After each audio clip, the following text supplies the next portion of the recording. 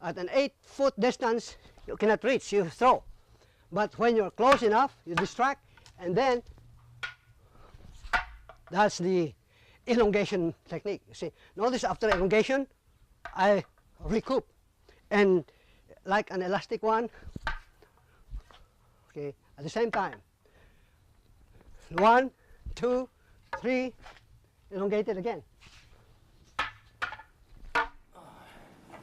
Hi guys, here we are for my last day in California, and I have the honor to be here with a living legend.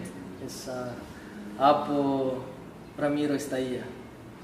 So I'm going to ask him some questions, very few questions, and I'm quite excited because it's quite rare to be here with a person like him. So thanks to be here, Apo. Appreciate being here too. Yeah, and I'll let you introduce yourself to the people that don't know you yet. So feel free to talk. All right. My Philippine name is Ramiro U. Estalilla Jr. My American name, after having been here for about 40 years, is Silver and Gold Ramiro Estalilla Destiny Speaker. So I have a mouthful of names. But it's because when I came to this country with my intention of paying back to America for what America did for us during World War II, I came to the United States in order to pay back to this country for what they did for us. And that was February 1st, 1976 when I came to this country. I just celebrated my AAA, anniversary of arrival in America. That's February 1st. Okay, congratulations. And on July 21, 2008, my wife and I, Flor de Lisa Pastor, became citizens of this great country of the United States of America. So much so that the mayor here in Fresno and the city council made a resolution to make July 21 as American citizenship for Ramiro Estalilla, but I will extend it to fellow citizens who became citizens by choice, not by birth. Okay, can you tell something about your family in the Philippines? My family in the Philippines, by the way, I was born January 23, 1930. My father came to this country in May of 1921, and then in 1929, after 9 years in this country, he went back to the Philippines to assist somebody who needed help. He was unable to come back to this country in 1929 because in 1930 I was born. In between, my father found somebody to become my mother.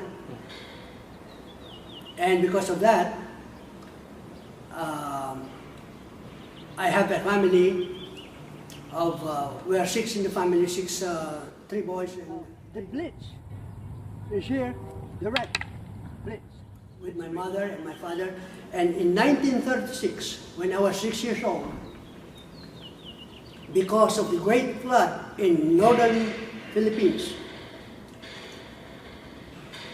we were by the president of the Philippines at the time, which was Manuel Alquezon, took us by ship and sent us to Mindanao, that's 300 air miles, to this southern part of the Philippines, and there we became what we call homesickers. I grew up in Mindanao, which is considered a Muslim land. My father, who became a manager of a checker in the Manila Steamship Company, and at the same time later on became the manager of Mindanao Motor Lines, was a respected person, so much so that during the war, my father was adopted by Dato Mantil Dilanggalang, who was the founder. His father was, he was the founder, and his father was the one who adopted my father as an adopted son of this tribal Muslim king. My father was assistant to Dato Mantil Dilanggalang, who was the general that founded the People's Revolutionary Army against the invading forces, which of course were the Japanese at the time. Yeah. My father was second in command because he was not only a leader there, respected leader, but he was an adopted son of the tribal Muslim king. In 1940, 39 and 40, I was in the 4th grade and 5th grade in Cotabato. Cotawato, we call it a cave, Baston Cave. Is the name of the Cave. place. Cotawato.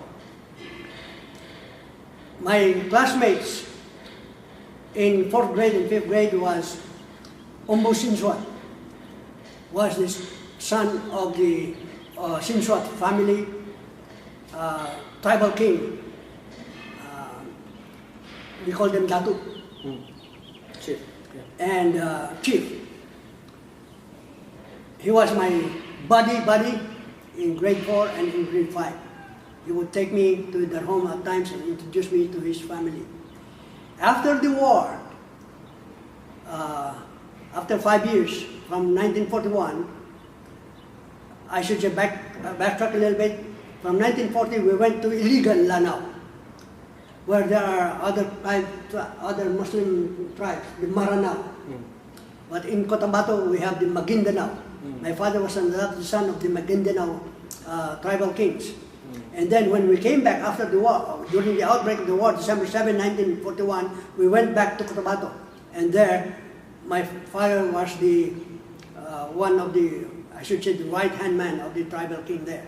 So much so that we, afterwards, we also adopted. I have a adopted brother who was a Muslim, and we adopted him into our family, and we named him Fortunato.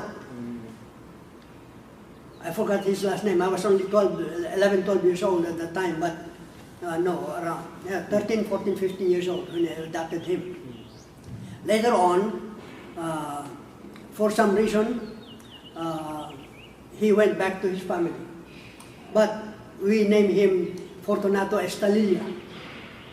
And, but there was very good relations between our family and the tribes. The Muslim tribes. Muslim tribes and other people there. There are many Muslim tribes there. There's the Manubo, there's the Maranao, there's the Huluhano, there's the Husol-Huluhano, and there's the Iharimanken. But the Maguindanao people were the ones that protected us during the war. Great.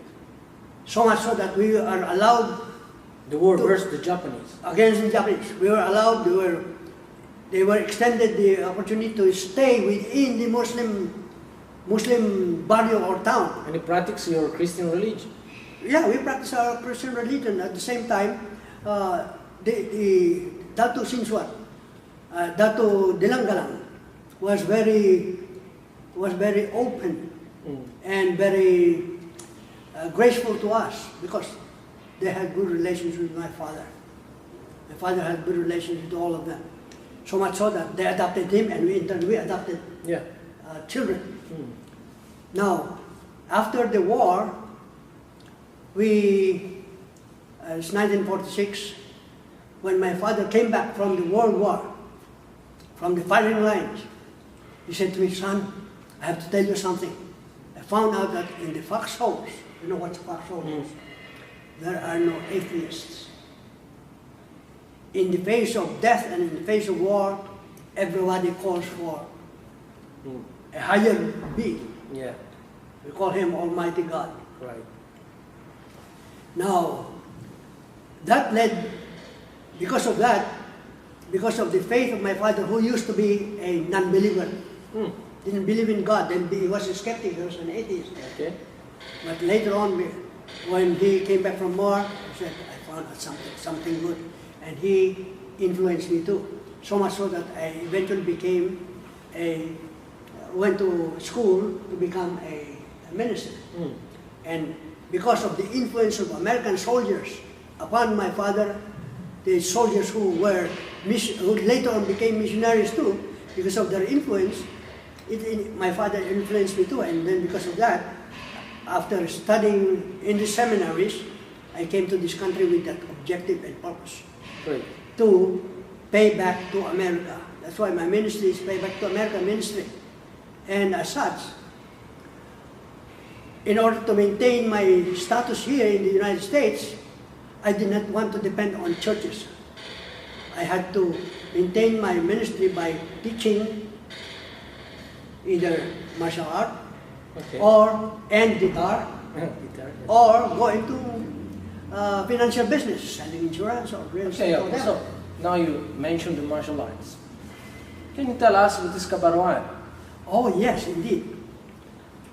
During the war in Mindanao, because of the common enemy that we have, and because of the commotions going on, some Filipinos, and they are not Muslims, some Filipinos who claim to be Christians, you see, there are people who claim to be Christians but are really at heart they're not Christians.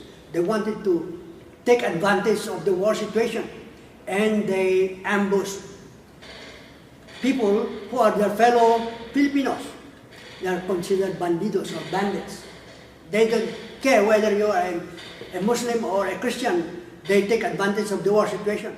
And because notice high, low, high, high, low, high, high, low. The leaders in our community who were former veterans of World War I, the older ones, they are too old to go back to the military.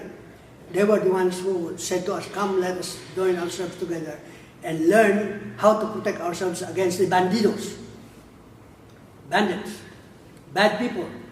They consider themselves Filipinos, they consider themselves maybe Christians or whatever, but they were taking advantage of the war situation. And so our leaders, the older men, older people said, let's band ourselves together, let's train how to fight against the bandidos. And of course against the invading forces if they come. Now, that is where we learn. There are Cebuanos, Ilonggos, Visayans, Ilocanos, Tagalogs, different tribes, and they all help one another. They teach one another, they teach, and they involve me. I was 11, 12, 13, 14, 15 years old. What kind of weapons you were studying that period? They taught us weapons, and there are weapons, but they said, let us use sticks to symbolize the weapons. Because as children, 12, 13 years, we are still clumsy, we don't know how to control. And to avoid being hurt by those who do not know how to wield, they said, let us make up weapons. You know what we do for some of our weapons? You know the trunk of a banana stalk? The banana leaves, there's the leaves, okay? We slice the leaves and have the trunk, the portion of the midrib of a banana leaves. Banana leaves are big as this. And the midrib is what we take for our sticks. And some, we get any kind of wood, some rattan, like this, some just a plain wood, and remove the twigs, small branches. They were rough on when we do, this is our main thing. Yeah. Now, our leaders came, some of the teachers come from Zambales, some come from Tarlac, some are Tagalog, some are Ilocanos, some are Visayans, and the Visayans, they're Cebuanos, Ilonggos, WWII, and anybody in that barrio, we were all in the same boat, same predicament, and we have the same enemies. Not only bandidos, but we have sickness. There were no doctors at that time. You see, all the enemies that we have are diseases. and men, and of course, invading forces. Our teachers blended their arts together, taught one another so that we could learn, and those who were good in shield, the round, we call it taming, in taming, yeah. taming. And the oval ones, kalasag, karasag or kalasag, whatever we call in Ilocano, in Tagalog. And the rectangular, we had these people who were good in spear, they used kalasag and spear. There's those from Zambales, they were expert at that, the use of the spear. And they were expert in the use of the bow and arrow. The others are expert in the use of the salbatana, which is what we call today blowgun with a dart that's poisoned. It's poisoned. Yeah, the tip was poisoned. Yeah. And other weapons. All weapons, any kind of weapons that they can think of that can be used and you can learn from. Some are with short sticks, some with long sticks, some are with longer sticks, some with spears, pika, silat, gayang, we call it in different dialects, you see. And I happen to be able to speak in different dialects. So you was able to speak different language? Different dialects, you see. Or there are 100 different dialects in the Philippines, but I speak only about 8 to 10 of them. Only? Okay. Well, compared to the 100, Yeah. so I speak Ilocano, Cebuano, Ilonggo, Waray, Tagalog, and Chabacano, corrupted Spanish, whatever. And I speak the Moro language. Oh, you do? Oh yeah, Oh. the Maguindanao, not the Maranao, and not the Holoano, not the Suluano. My father was in those pictures in the book that Guru Ron Reekers is yes. editing? In fact, I cannot find the pictures that I enlarged, the one that you find in the book. I enlarged it because that was my only souvenir with my father, who was with the Muslim leaders. And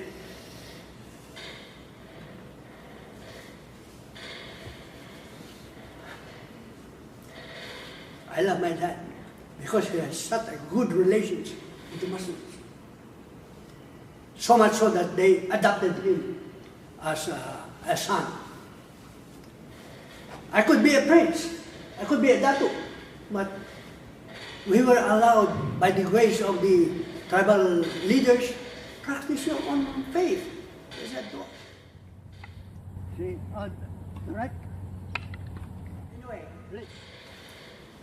the art that I have learned now, we call it kabarwan. Yeah. Now the word kabarwan has 3 meanings. If we grew up together from the same as peers, you are a baro, young man, I'm a baro. We are kabarwan, we are peers. We grew up together. Yeah. That's one meaning. Camry. Yeah. The other one is the latest. Yeah. In contrast to the word kadaanan, meaning the latest, like the Bible, for example, the Old Testament. The one is the new. Kabarwan, this kadaanan, this one is kabarwan, the old and the new. Yeah. Now a system, as used by many of the leaders, this is the latest that we know. So they call it kabarwan. Okay. But that's another meaning. But the real source of the word kabarwan is from in the Ilocanja. The people who were leaders of the community, they're landed, they have gone to Europe and they became educated in Western fencing, in European fencing, etc. They were... So there is an influence of Western fencing. European and Western and French fencing. The leaders are called barons. Barons, yes. They call them barons. In the ladder of nobility, you have the knight, which is the lowest, baronet, and the baron, and you have count, viscount, etc. Yeah. Going up to the prince and duke, The king. and the king. See, those were the ladders of nobility. The people in the Philippines who were well educated, they have gone, they have lots of money, they can go out of the country, Europe, Asia, and well traveled, and they have the respect of the community. We call them barwang. Ka means sir, or older brother. Kabaroan means, who is the leader? He is the respected leader of the community by virtue of the fact that he is not only educated, but the government has recognized them as respected leaders of the community. We call them Barwang. Among the Tagalog people, they call him Maharlika. Now, the Barwang, the person under whom my father studied was Don Mariano Rigunan. You see, the word Don is the same as Sir or Barwang. Don Mariano Rigunan. Rigonan. Okay, I emphasize that because somewhere in some books it was misspelled. But that was the teacher of my father. But before that, my father learned under the Estalilla, Major Gregorio Estalilla and Gregorio Aglipay. And later, when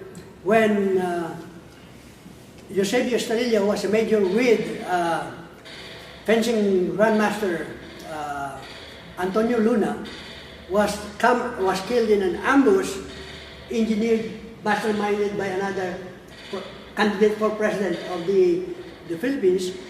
They were killed. My father was a son, whose grandfather taught him, was sent to Don Mariano to Father Gregorio Aglipay. And Father Gregorio Aglipay eventually, because of his limited knowledge of the art of fencing or stick fighting, he sent my father to Don Mariano Rigunan. That was, and because he was called Barwang, in honor of the teacher, he called the art of the barons. The art of the barons. That is not because it was an Ilocano term, but because it's the art of the barons, regardless of whether they're Ilocanos, Tagalog, or Visayans. If they're considered barons, the art of the baron. Meet, merge. And that is the art that I brought here. Brought my father way back in 1921, but after 45 years I followed in the footsteps of my father and brought the art again in 1976, February 1st. And those together it was 95 years. So we brought the art here. It's not the best art, but in the Philippines there's a lot of masters and grandmasters interviewed by many practitioners from the United States, and they found out that they have a lot in common. Some are good, some are bad, many are not so good. Others are instant to become grandmasters. Overnight to become grandmasters, they come here, oh, I'm a grandmaster of this. Well, that's, in this world, some people, two kinds of people. Some are fooled and some are foolers. Well, anyway, thanks so much, Apo. And he assisted to me, and it was an honor for me during my seminar, my last seminar here in Fresno. And he watched me all the time. It was like almost receiving an award to be, under the wing of Apo. So. And I appreciate what's the name of the art? Abinir Kalis. I found out that there's so much similarities between Abinir Kalis and the Kabarwan. There is a movement where you have 1 and 2, 1 and 2, 1 and 2. There's also a movement where it's just 2 strikes with 1 move, 1 count, and there is where we have similarities in common. Yeah. Now, all of these arts, whether it's the Kali Ilustrisimo, Abinir, or the other systems, systems of Cerradas, systems of Largomano, systems of Kalerungan, systems of Kabarwan, they're all from the Philippines, and I'm happy to see that. This is Filipino martial arts. Yeah, they're all Filipino martial arts. It's one family, yeah. One family. And I like the fact that whether this or that leader, whether he's a fake, whether not fake, when they bring it here, it tells about the Filipino Escrima, Filipino art. It's one family. One family. That is what makes me happy, because now I'm not the only one. I thought I was the only one practicing. There are some people here in the valley that have been saying that there's no Kabaroan, there's no Escrima teacher here in in Fresno. I've been here 40 years. And I am surprised. I was really surprised when they have been saying that there's no Escrima teacher here. They should have looked at Pacific martial art. They should have looked at the other groups here. They practice Doce Pares. In California, there are a lot of styles. There are lots of styles. It's a real land where you can learn martial arts. That's right. Okay, thanks so much for this interview. Thanks so much for coming to my seminar. I really appreciate your teaching because we have so much in common. Oh, thanks so We much. should be friends, you know, instead of be at loggerhead at one another. Yes. Okay, guys, this is the interview. I don't have much to say. I think we said everything. So many wise words. Stay tuned, guys.